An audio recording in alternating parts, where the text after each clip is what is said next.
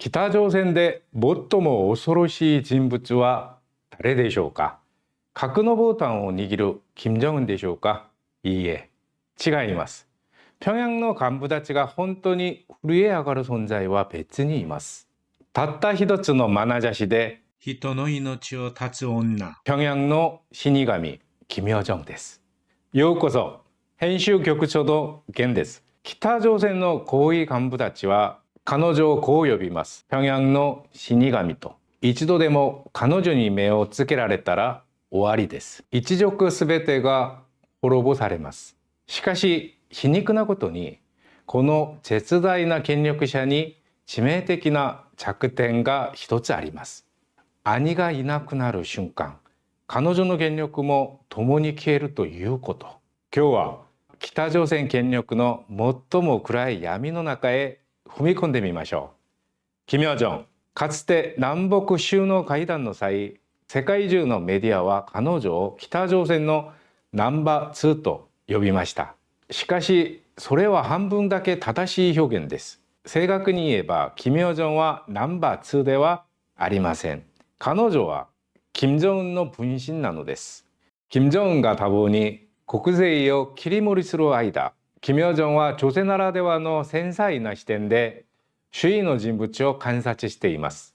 誰が心から忠誠を尽くしているのか、誰が表面上だけ従っているふりをしているのか、彼女は闇の中から全てを見ています。そして兄にささやきます。あの人、問題があります。その瞬間、その人の運命は決まります。北朝鮮体制において、キム・ヨジョンがこれほど強大な理由はたった一つです。金正恩が世界で最も信頼している人物がまさにこの妹だからです。ただし、キム・ジョンにも決して忘れてはならない前例があります。叔父のチャン・ソンテクです。チャン・ソンテクもかつて北朝鮮のナンバー2と呼ばれていました。金正日の信任を受け、絶大な権力を振るっていました。しかし、2013年、彼は会議場から引きずり出され、処刑されました。じゃあ以上は反党、反革命、分派合意、簡単に言えば自分の派閥を作ったということです。もしキム・ヨジョンが自ら権力基盤を築こうとしたら、叔父と同じ運命が待っているでしょう。兄のキム・ジョンチョルはどうでしょうか。彼は政治に全く関心がありません。で、ハンドメイドのギターを買ってきて、抱きかかえているほど内向的な人物です。政治的パートナーではなり得ません。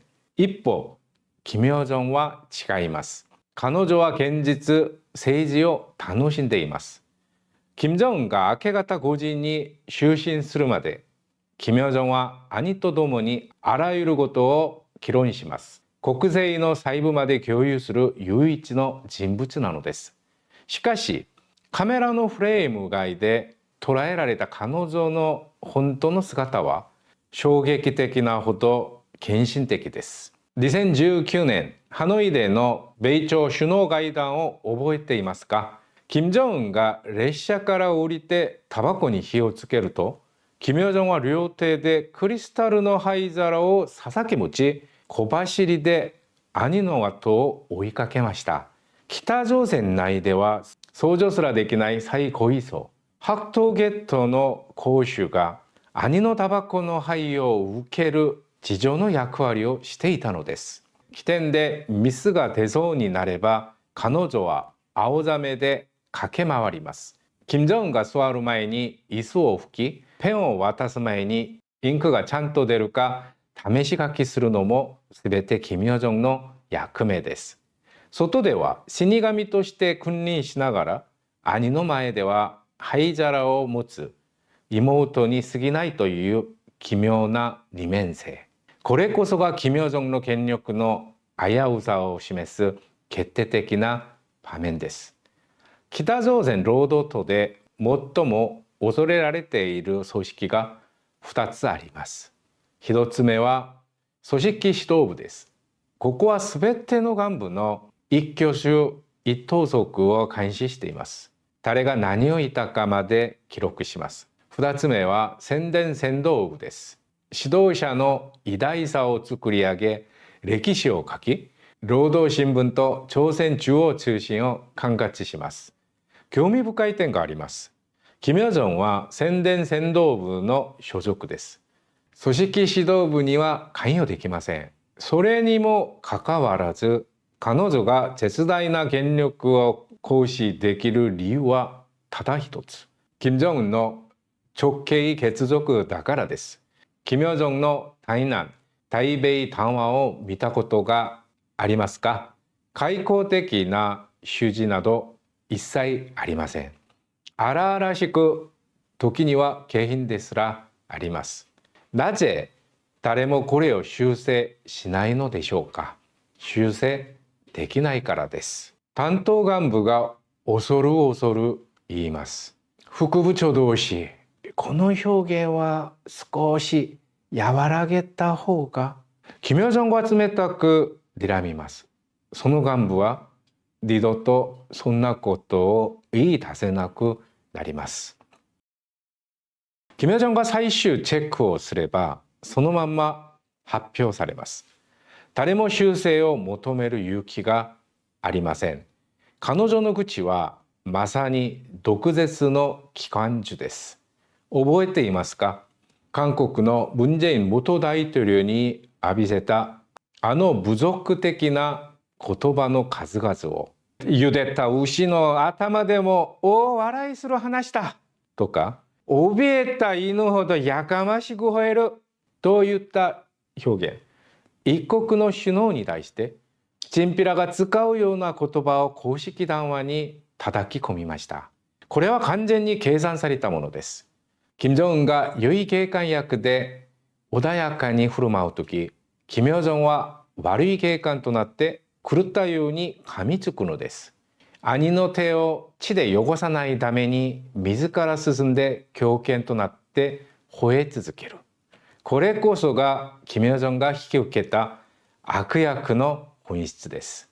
2024年から2025年への年越し公演、この記録映画に興味深い場面が収められています。金正恩と娘の金樹英がレッドカーペットの上を堂々と歩いて入場します。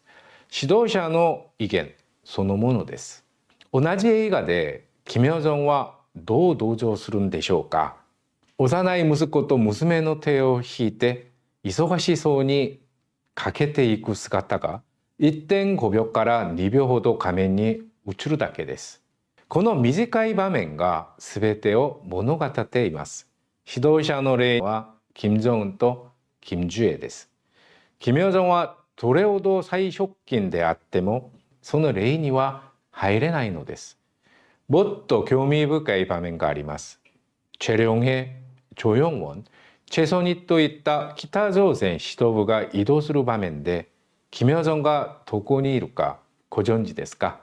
彼女は大きな扉のある隣室、奥の部屋からそっと出てきて、彼らを後ろから静かに見つめています。指導部と一緒にはいません。一般スタッフの中にもいません。離れた空間から全てを観察しています。監視者のポジションなのです。では、金正恩が亡くなったらどうなるでしょうか？多くの人がキム・ヨジョンが権力を継承すると予測します。しかし、これは北朝鮮政治を知らない見方です。1984年に北朝鮮が公式に出版した後継者論という本があります。この本に明確に書かれています。後継者は次の世代でなければならない。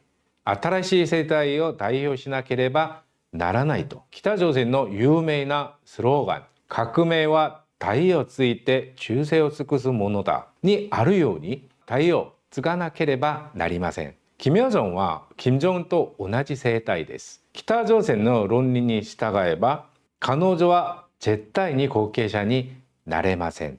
権力は次の世代である金正恩の子供たちに移ります。その瞬間、キム・ヨジョンは老いや名の進化へと格下げされます。もしかすると新しい若き指導者がこう言うかもしれません。おばあさん、これからは私が決めます。その時、金与正は頭を下げるしかありません。金正恩がおばの金正日にそうしたように、金与正は火の光を受けてこそ輝く月のような存在です。太陽である金正恩がいてこそ彼女の権力が機能します。一つの空に太陽が二つ昇ることはできないように、彼女は自ら太陽になることはできません。平壌の死神、誰よりも恐ろしい権力を振るいながら、その権力の源は自分ではなく兄にあります。これこそが北朝鮮権力の本質です。血を分けた家族でさえ、結局は狩猟の道具に過ぎないのです。もしかすると、金与正こそ北朝鮮体制の最も悲しい真実を示す存在なのかもしれません。金与正は世界で最も強大な権力のすぐ隣にいながら、その権力は決して自分のものではないということ。いつか太陽が沈めば次も共に暗くなる運命だということです。平壌の権力地図は一晩のうちにも変わります。その秘められたシグナルを誰よりも早く読み取りたいなら、今すぐチャンネル登録といいねボタンを押して私たちの分析チームに加えてください。今日のお話はここまでです。ご視聴ありがとうございました。以上、ケンでした。